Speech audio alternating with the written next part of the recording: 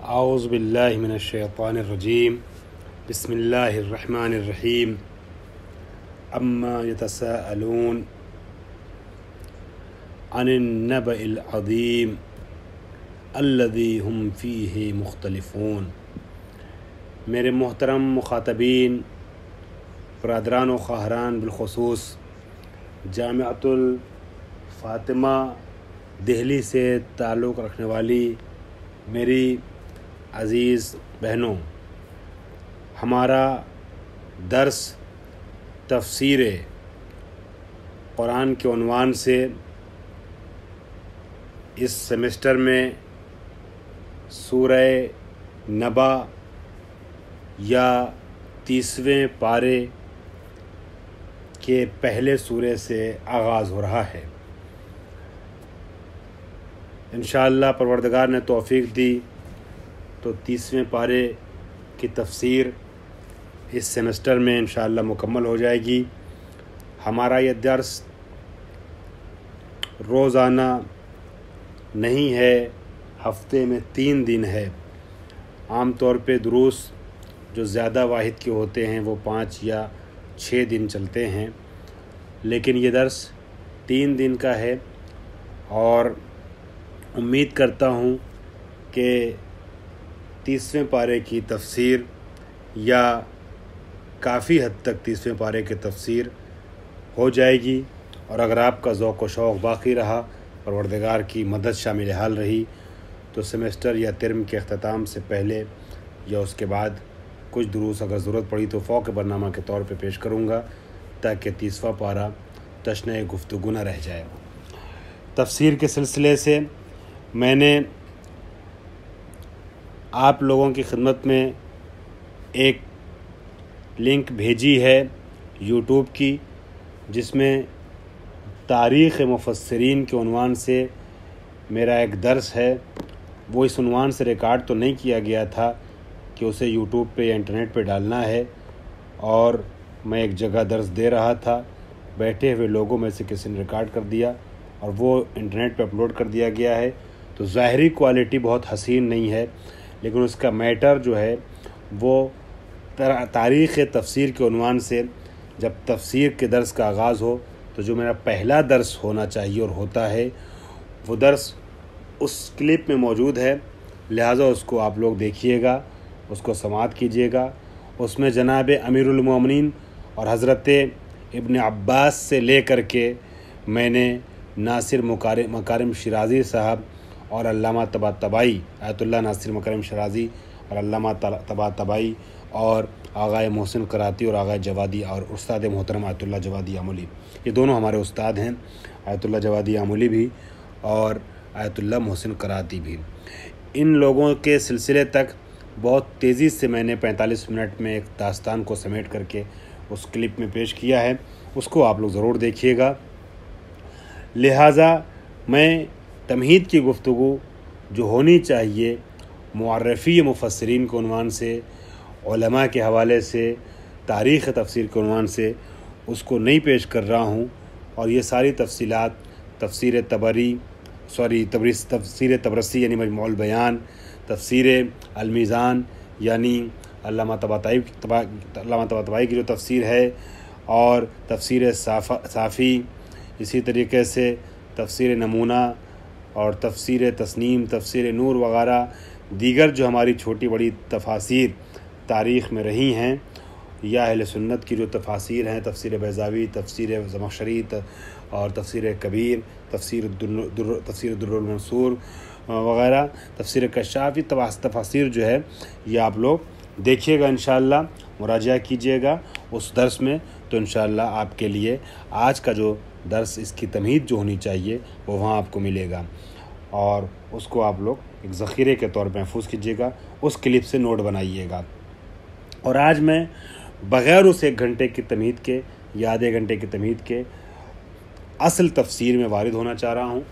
ہماری جو تفسیر ہے وہ سورہ نبا کے سلسلے سے شروع ہوگی، اور اس میں اگرچہ آپ مطالعے کا شوق ہو، ذوق ہو، تو علامہ آیت اللہ ناصر مکارم شیرازی کی آسان تفسیر ہے، تفسیر نمونہ، اس میں بھی تیسرے پارے کو، آخری پارے کو آپ لوگ دیکھ سکتی ہیں، یا آسان تفسیر اور بہت سجا کر کے اور مختصر لفظوں میں بہت سے پیغامات پر مشتمل تفسیر نور جو آیت اللہ محسن کراتی کی ہے، اسے دیکھ سکتی ہیں منبع درسی کے عنوان سے۔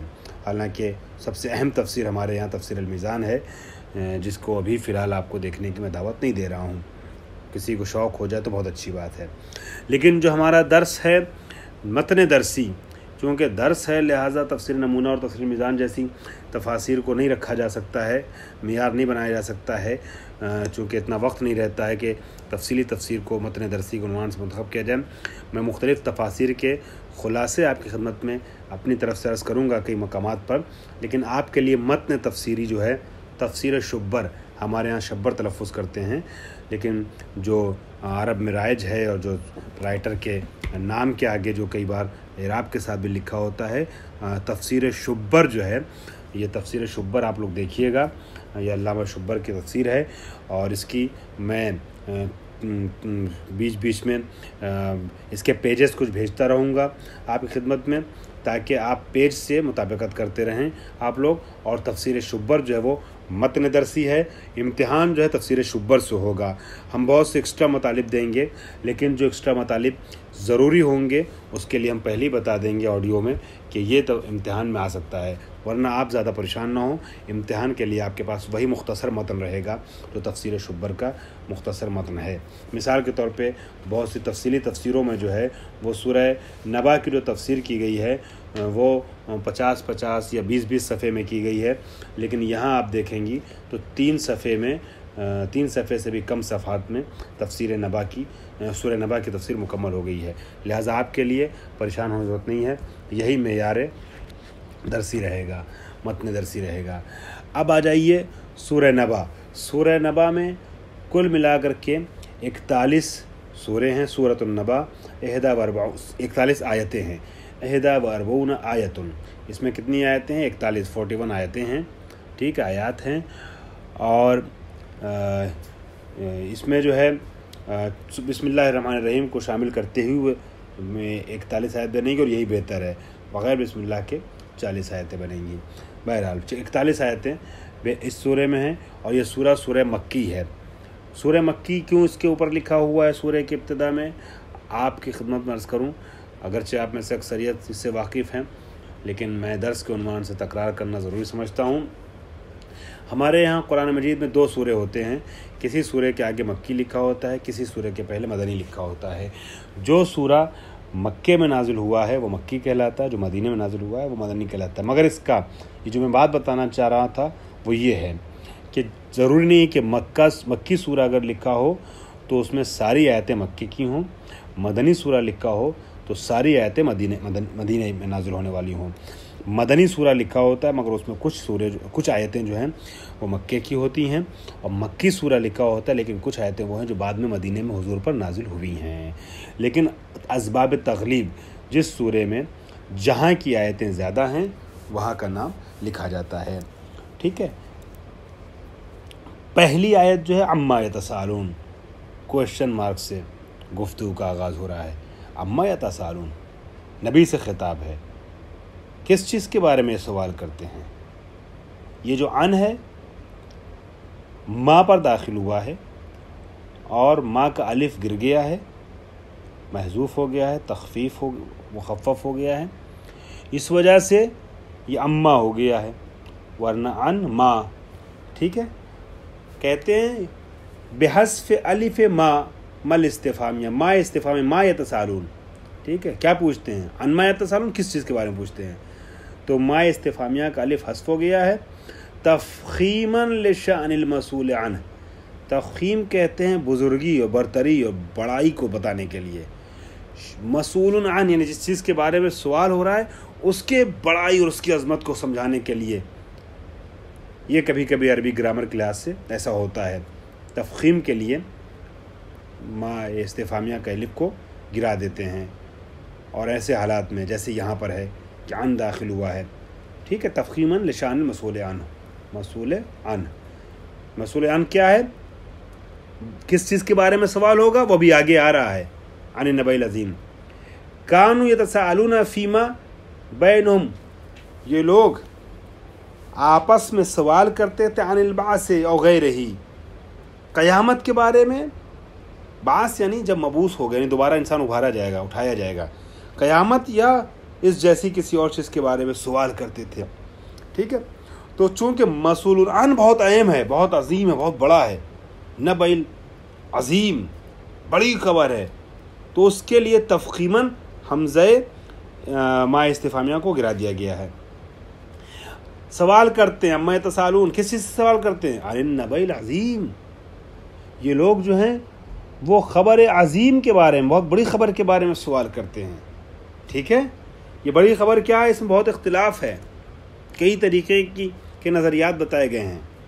اس میں ایک نظریہ ہمارے یہاں جو تفصیلی کتابوں میں بہت مفصل سے اور استدلالات کے ساتھ بیان کیا گیا ہے، وہ نبأ عظیم یعنی ولایت امیر المومنین ہے.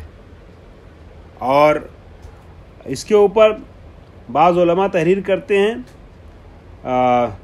کہ عمرو عاص نے مولا کائنات کے سلسلے سے گفتگو کرتے ہوئے، اگرچہ دشمن تھا مگر یہ جملہ کہا تھا مولا کائنات کے بارے میں بات کرتے ہوئے کہ یہ جو ہے یہ ھذا نبأ عظیم، یہ جو ہے نبأ عظیم ہے. عمرو عاص جیسے انسان نے بھی اس بات کا اعتراف کیا تھا جو دشمن ہے مولا کا، ہے نا. تو بعض روایت میں یہ ہے کہ مراد ولایت امیر المومنین ہے، جس کا اعتراف خود بدترین دشمن عمرو عاص نے بھی کیا اور کہا هو النبأ العظیم، یہی نبأ عظیم ہے. اور آگے چونکہ یہ آ رہا ہے کذبوا بآیاتنا، ہے نا، یہ ہماری نشانیوں کی تکذیب کرتے ہیں، اور جس نشانی کی تکذیب کی گئی اس میں سے اہم ترین نشانی ولایت ہے. اور جو واقعات نقل ہوئے ہیں، جس میں سے ایک میں نے واقعہ آپ کی خدمت بیان کیا، اس طریقے کے واقعات چونکہ نبأ عظیم کہہ کے علی کو پکارا جاتا تھا یا علی کے بارے میں گفتگو ہوتی تھی، تو یہ احتمال تقویت پاتا ہے کہ نبأ عظیم سے مراد ان بڑی خبر جس کے بارے میں اختلاف ہے، سوال ہے، آپس میں گفتگو ہے، یہ ولایت امیر المومنین ہے. اور ایک نظریہ یہ ہے کہ هو البعث، انہوں نے بعث کا نظریہ بیان کیا، قیامت.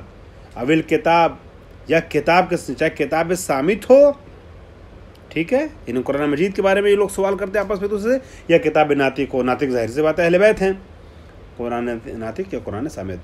الذی ہم فیہ مختلفون بالتصدیق والتکذیب، بالتصدیق والتکذیب، یہ وہ خبر ہے کہ جس کے بارے میں یہ اختلاف کرتے ہیں، یعنی کچھ کہتے ہیں صحیح، کچھ تصدیق کرتے ہیں اور کچھ تکذیب کرتے ہیں. مثال کے طور پہ قیامت کا کچھ اعتراف کرتے ہیں، کچھ مخالفت کرتے ہیں. ولایت امیر المومنین اگر مراد ہے، اس کی کچھ مخالفت کرتے ہیں، کچھ موافقت کرتے ہیں، تصدیق کرتے ہیں. کلا سیعلمون، یہ ان قریب جان لیں گے، بالکل جان لیں گے، ہرگز جان لیں گے، بے شک جان لیں گے کہ کلا جو آتا ہے وہ کس لیے آتا ہے، کس لیے آیا ہے؟ رد علی التکذیب بہ، روکنے سے کے لیے آیا ہے تکذیب سے. کچھ لوگ اس خبر کی تصدیق کرتے ہیں، کچھ تکذیب کرتے ہیں.